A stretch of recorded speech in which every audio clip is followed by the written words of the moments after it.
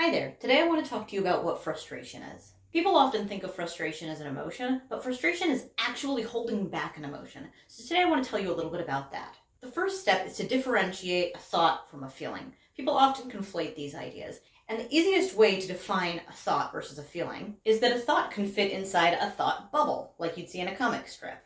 So, for example, if you were feeling angry, you wouldn't have the thought, anger! You might have the thought, I feel angry. Or, more likely, you might have the thought, what a jerk. And then anger, rather than being the thought, is the associated feeling. There are 5 main emotions that we experience. And those emotions are happy, sad, angry, afraid, and embarrassed. Almost any emotion that you can think of is a variation on one of these themes or a combination of these. For example, anxiety is fear, and surprise is a combination of happiness and fear. So, where does frustration fit into this? A lot of people think frustration is a kind of anger, but frustration is actually the holding back a feeling. Something a lot of people don't know is that feelings come in layers, and among those layers, frustration is often most accessible because it sits there at the surface. I think Russian nesting dolls are a great analogy for this. Sitting right there on the top is the thought, like, I can't get this right. One layer down, you might find the next emotion, and that's likely to be frustration.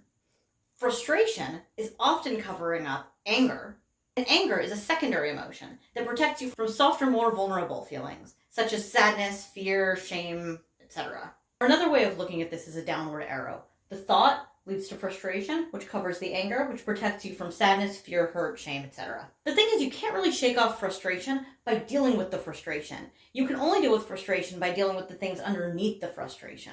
So look at that downward arrow the next time you're feeling frustrated. What's the anger underneath the frustration? And if you're really feeling brave, what's the softer emotion under the anger? Because by looking at the softer emotion under the anger, you can think about what the message of that feeling is. If you feel afraid, do you need to manage that fear? If you feel sad, do you need to talk to somebody about it? If you feel hurt, do you need to set a boundary or have a hard conversation? If you feel embarrassed or guilty, is that telling you you've done something wrong? If you feel ashamed, do you need to talk to somebody in order to have them normalize your experience? And so by dealing with these feelings down here, you can address this feeling up here. So let's say your thought is, I hate being stuck in traffic. Why aren't these cars moving? And then you note that what you're feeling is frustrated. So because you watched this video, you get curious and you think, okay, well, what's underneath the frustration? It's probably anger. What am I angry about? I'm angry that none of these other cars are moving and I am stuck here. All right, well, what's under the anger? Maybe you feel embarrassed about running late for an appointment. Maybe you feel afraid that you're going to make a bad impression and it's going to have consequences. Maybe you feel sad that you're unable to get out of the house on time. Or maybe it's a deeper existential grief about time wasted.